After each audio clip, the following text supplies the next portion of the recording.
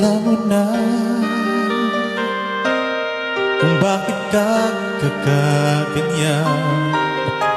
Lumulutang, nasasayang ang buhay mo, at ang ibinubulong ng iyong puso.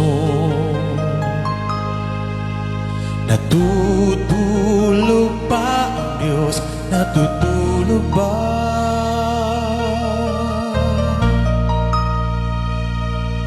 At ikaw ay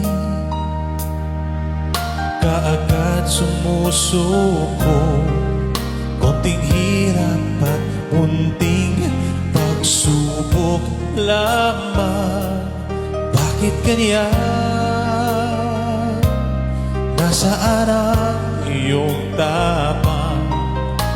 Naduduwag, nawawalan ng pag-asa, at iniisip na natutulog pa.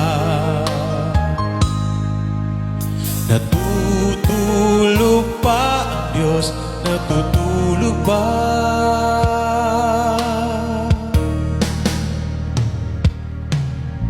Sikapin mo, pilitin mo, tibayan ang iyong puso. Tanging ikaw ang hubog sa iyong bukas. Huwag mo sanang akalain natutulog pa ang Diyos. Ang buhay mo ay mayroong halaga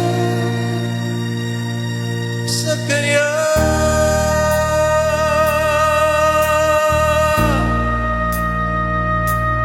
Dapat nga ba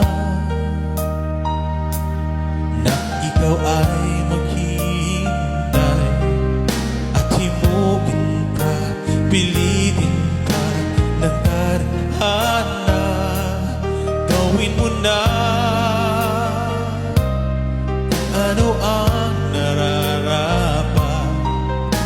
Magsikap ka at magtiwala sa may kapal.